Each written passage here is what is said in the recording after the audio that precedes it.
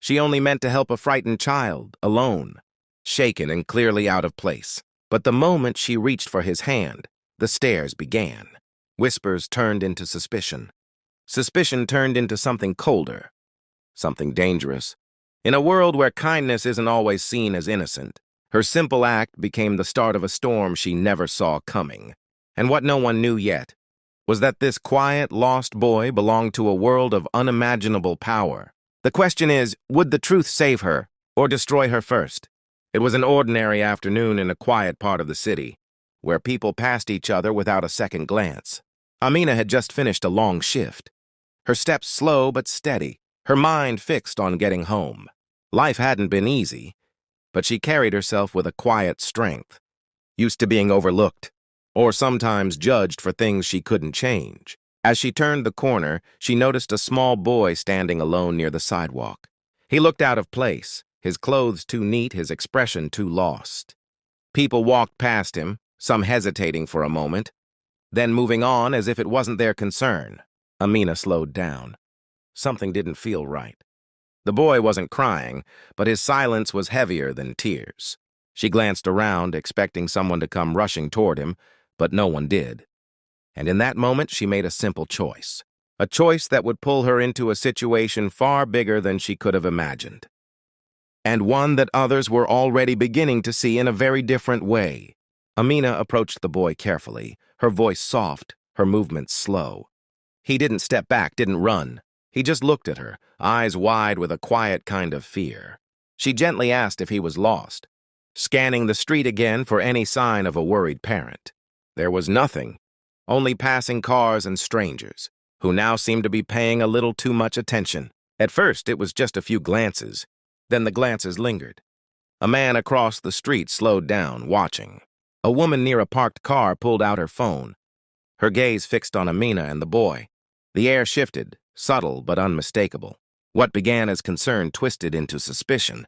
Amina felt it, the weight of eyes judging before understanding. She tried to stay calm, guiding the boy toward the sidewalk, thinking the safest thing was to find help. But before she could take more than a few steps, a voice cut through the air. Sharp, accusing. Someone was calling out, asking what she was doing with the child. Her chest tightened. She turned, trying to explain. But the words felt heavy, like they wouldn't come out fast enough to match the growing tension around her. More people stopped. More phones appeared. The quiet street was no longer quiet. It was watching, recording, deciding. And then came the call. No one said it out loud, but she knew. Someone had already made up their mind about her. Minutes later, the distant sound of sirens broke through the noise. The boy clung slightly closer now, sensing the shift.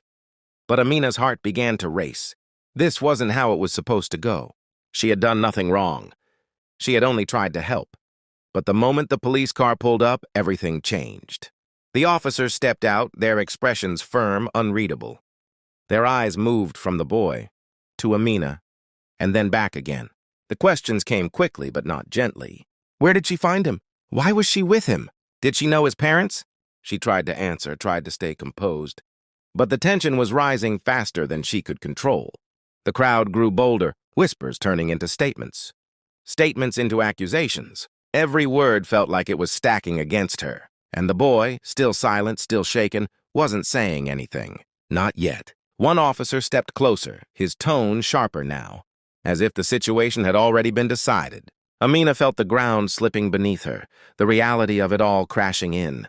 This wasn't about finding the boy's family anymore. This was about her. Then, just as everything seemed to spiral out of control, a black car turned the corner. Sleek, expensive, out of place. It slowed down, and in that moment, the entire street held its breath, because whatever was about to happen next would change everything.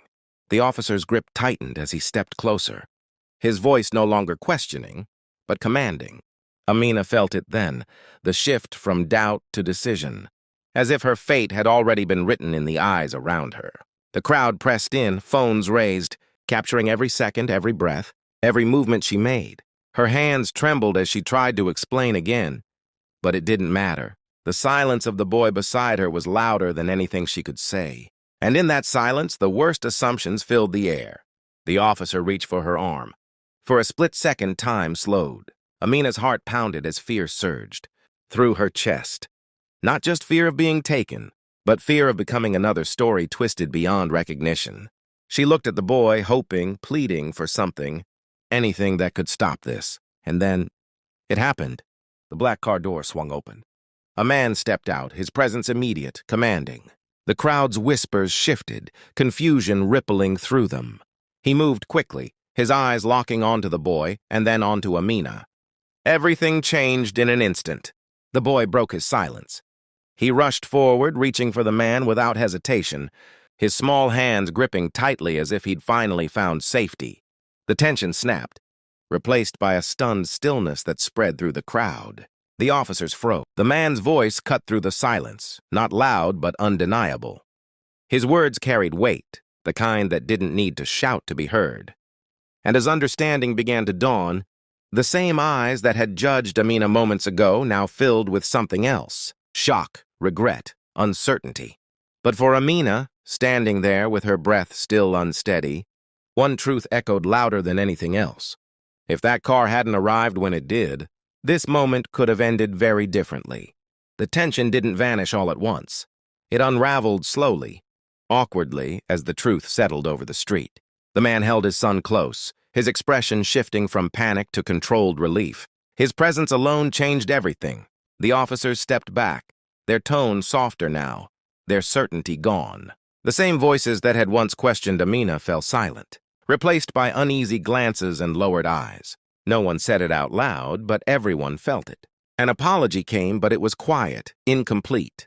It couldn't erase the fear that had gripped her, or the moment when her kindness had nearly cost her everything. Amina stood still, trying to steady her breathing, realizing just how close she had come to becoming something else entirely. A misunderstanding, a headline, a warning story told without the truth. The boy looked back at her one last time, his eyes no longer afraid, just grateful. And that, more than anything, stayed with her. But the story didn't end there. In the days that followed, the video spread. Clips of that moment, edited, replayed, analyzed, began circulating online. Some saw the truth. Others only saw what they wanted to believe. Amina's face became familiar to strangers, her actions debated by people who had never stood where she stood. Support came, but so did doubt. And through it all, one reality remained clear. A single moment built on assumption had nearly rewritten her life. She returned to her routine, to the same streets, the same corners. But now everything felt different. Every glance carried weight. Every silence felt louder. The world hadn't changed, but her understanding of it had. Because now she knew just how fragile the line is between being seen as a helper and being seen as a threat. This wasn't just her story. It was a reflection of something deeper. Something that plays out in different places, in different forms again and again. Moments where assumptions speak louder than facts, where appearances decide outcomes before truth ever gets a chance. And maybe the most unsettling part of all is how easily it could happen again. So the question remains, how many acts of kindness are we willing to risk losing before we finally learn to see each other clearly?